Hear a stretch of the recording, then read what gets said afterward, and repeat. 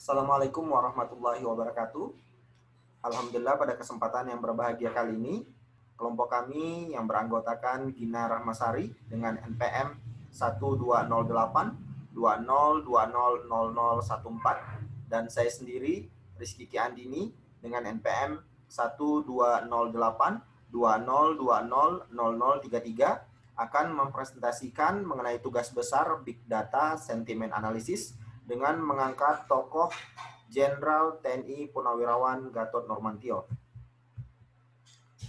Sekilas mengenai siapakah Gatot Nurmantio, beliau merupakan Jenderal TNI yang lahir di Tegal, Jawa Tengah, tanggal 13 Maret 1960, yang merupakan mantan Panglima Tentara Nasional Indonesia periode 2015 sampai 2017.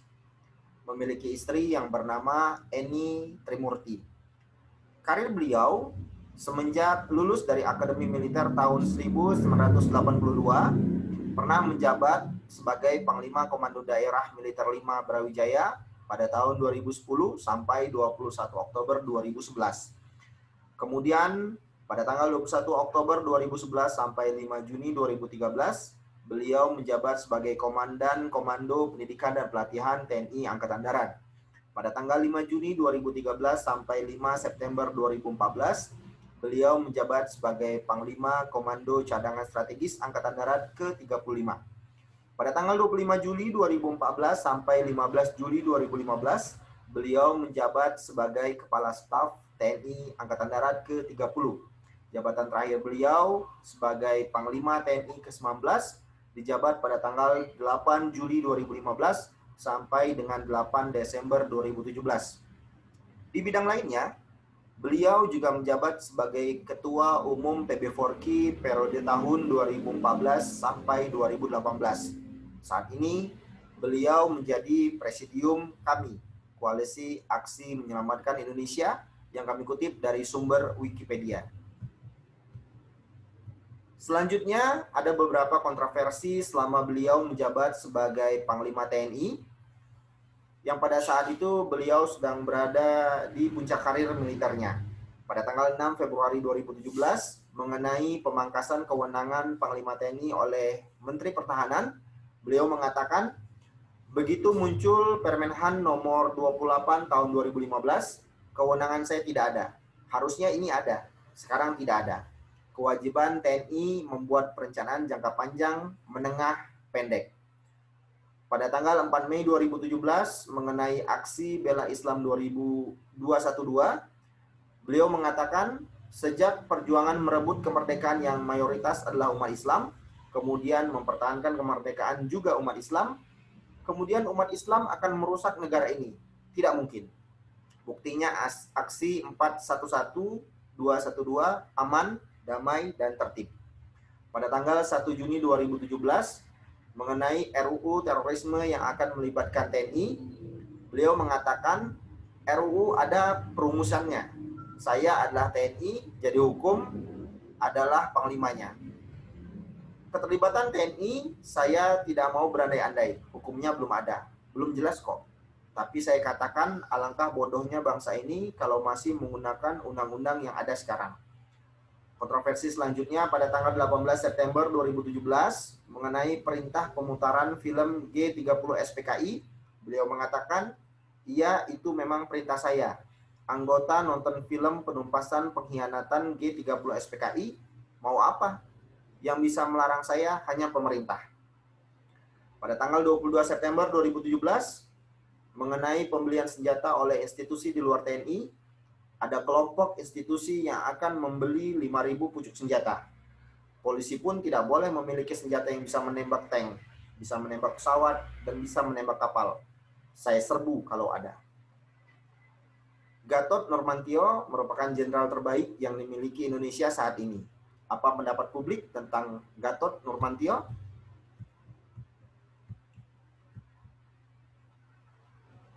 Bapak Gatot Nurmantio memiliki official name di Twitter dengan nama @nurmantio_gatot. Beliau memasang background, latar belakang, satukan. Berikut ini adalah berita-berita mengenai Bapak Jenderal TNI Purnawirawan Gatot Nurmantio.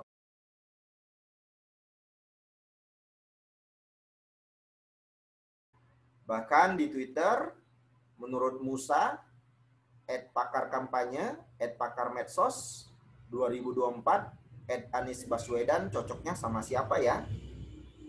Menurut tweet Erles, @erlezerles, Gatot Nurmantio mantan Panglima TNI. Kita masuk ke tahapan sentimen analisis. Tahapan pertama yaitu akuisisi data. Pengumpulan data yang diambil dari media sosial Twitter dengan keyword Gatot Nurmantio. Selanjutnya dilakukan text processing, dilakukan proses scrolling data dengan algoritma. Data yang sudah memiliki format .json akan dibersihkan dari data-data yang dianggap tidak bermakna. Kemudian setelah melalui tahap ini dilakukan modeling, yaitu setiap data yang berupa teks akan melalui proses evaluasi dan validasi, di mana setiap teks akan melewati klasifikasi dan clustering. Pada tahapan modeling ini meliputi data processing, clustering, klasifikasi, regresi, visualisasi, dan seleksi feature. Kemudian tahapan selanjutnya adalah tahapan visualisasi sentimen.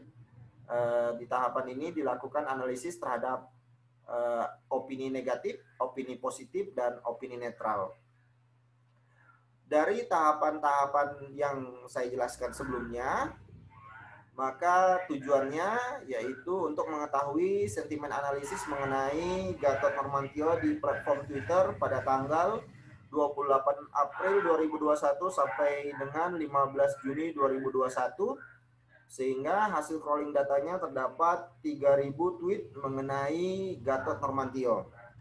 Tahap akhir yaitu kesimpulan. Hasil analisis diberikan kesimpulan terhadap sentimen analisis atas kata kunci yang sudah divisualisasikan dan divalidasi melalui modeling dan disimpulkan dalam bentuk grafik atau bentuk lainnya. Ini adalah beberapa contoh yang terdiri dari contoh tweet positif, contoh tweet netral, dan contoh tweet negatif dari akun Bujang Danor @bujangdanoor. Beliau mengatakan, Pak @Nurmantio _Gatot, you are the best. Ini merupakan contoh tweet yang positif. Kemudian dari akun Cinta NKRI @cahayahati @zahzahzahza1, beliau mengatakan Anies mau dijadikan kendaraan Puan RI1. No, no, no. Anies RI1 oke.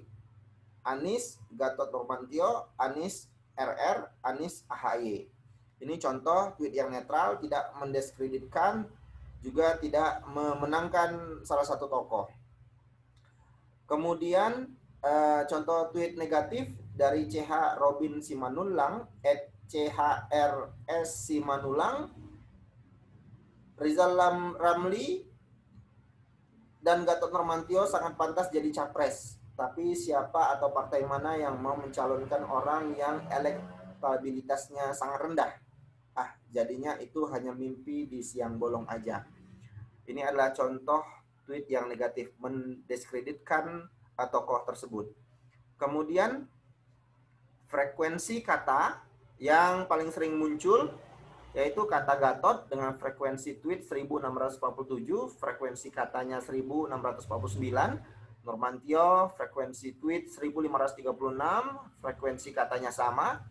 Kata Purnawirawan frekuensi tweet 1057, frekuensi kata 1058.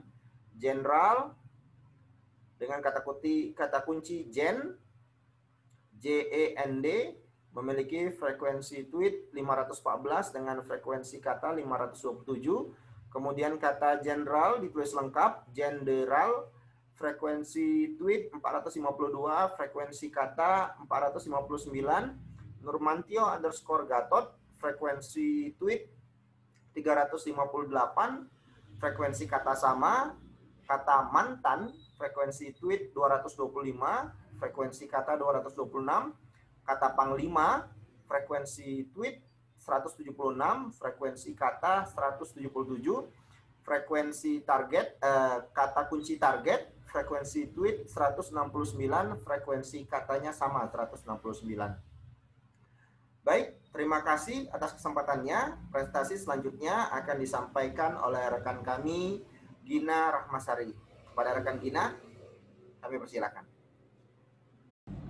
Baik, terima kasih kepada Pak Rizky. Selanjutnya akan saya lanjutkan presentasi selanjutnya. Untuk tahapan dalam melakukan sentimen analisis dari Twitter ini menggunakan tools Python dan WK. Yang pertama dilakukan adalah grab data dari Twitter. Grab data dari Twitter dilakukan dengan mencari keyword yang akan kita temukan dengan maksimum tweets yang akan kita ambil. Dalam analisis ini kami mengambil keyword Gatot Nurmantio dengan tweet 1000 tweets dengan 3 kali pencarian, yaitu tanggal 28 April, 7 Mei, dan 25 Mei. Selanjutnya, setelah melakukan grab data Twitter, langkah selanjutnya yaitu text processing atau stopwatch. Text processing juga dilakukan melalui Python atau rumus-rumus yang ada setelah dapat data dari JSON. Text processing ini berguna untuk membersihkan Twitter yang mungkin setelah kita ambil grabnya itu Twitter tersebut memiliki kata-kata yang tidak bermakna seperti retweet atau CC serta kalimat-kalimat lain seperti di sini contohnya ada adanya, adalah, adapun, agaknya atau kalimat-kalimat yang sebenarnya tidak begitu penting dalam kalimat tersebut. Selanjutnya yang ketiga, setelah kita memiliki 3000 data yang sudah kita ambil, kita melakukan pemilihan data dengan cara remove duplikat karena masing-masing data tersebut kan sepertinya mungkin kalau kita retweet kita akan punya kalimat yang sama. Jadi kita melakukan remove duplikat sehingga data yang kita punya benar-benar bersih dan tidak memiliki duplikat. Setelah melakukan pemilihan data, selanjutnya kita melakukan klasifikasi opini WK. Klasifikasi opini WK ini dilakukan saat pemilihan data itu kita sudah memilihkan dengan cara kita sendiri dan analisis kita sendiri mana tweet yang positif, tweet yang negatif, serta tweet yang netral. Untuk memasukkan ke dalam WK ini, komposisi tweet positif, tweet negatif, dan tweet netral itu harus seimbang sehingga sistem itu dapat membacanya. Seperti terlihat di sini dari 700 data yang kami punya, kami melakukan mengklasifikasikannya untuk tweet positif 234, untuk tweet negatif 233, dan tweet netral 233 juga. Nah, selanjutnya setelah kita melakukan klasifikasi opini WK, kita melakukan pemodelan melalui WK. Pemodelan ini dilakukan dari Twitter yang sudah kita pilih-pilih mana yang positif, mana yang negatif, maupun mana yang netral. Nah, setelah melakukan pemodelan ini, nanti sistem ini akan membaca apa nih hasil dari data testing yang akan kita ambil. Data testing sendiri yaitu pada saat pemilihan data kita membagi dua, yaitu data mining dan data testing. Data mining yaitu data yang kita lakukan dengan analisis kita sendiri, dengan subjektif kita sendiri. Sedangkan data testing adalah untuk memvalidasi bagaimana sistem membaca atas Twitter kita tersebut atas analisis kita sebelumnya. Nah, melalui hasil analisa tersebut sudah disampaikan dari 300 data tersebut sudah terdapat hasilnya atas data testing yang sudah kita ambil. Selanjutnya, setelah dilakukan tahap-tahap tersebut, telah disimpulkan berdasarkan 700 data training yang kita gunakan dan 300 data testing yang kita gunakan, terdapat hasil dari 300 data testing tersebut 24,67% sentimen tentang Gatot Nurmantio itu positif, 53,33% sentimen tentang Gatot Nurmantio itu netral, serta 22% sentimen tentang Gatot Nurmantio itu negatif. Dengan konfidensi hasil training data dan testing data yang dilakukan yaitu 65% kebenarannya. Seperti yang kita lihat, untuk hasil analisis WK tersebut setelah kita lakukan pemodelan, kita lakukan analisis kembali apakah yang disampaikan oleh sistem dengan subjektif kita tersebut apakah sesuai. Nah, hasil akurasinya itu 65%, mungkin dapat dilakukan dapat dikatakan cukup baik karena di atas 50% akurasinya. Nah, dari analisis Twitter yang kita ambil tersebut terlihat bahwa hampir 300 Twitter menyampaikan kata-kata netral kepada Gatot Nurmantio, tidak negatif apun positif. Namun jika dibandingkan antara positif dan negatif, lebih banyak kalimat positif dibanding kalimat negatifnya. Selain melakukan sentimen analisis melalui Python atau WK, selanjutnya untuk metode pembandingnya kami melakukan dengan Google Trends dan Colab Research Text Blob.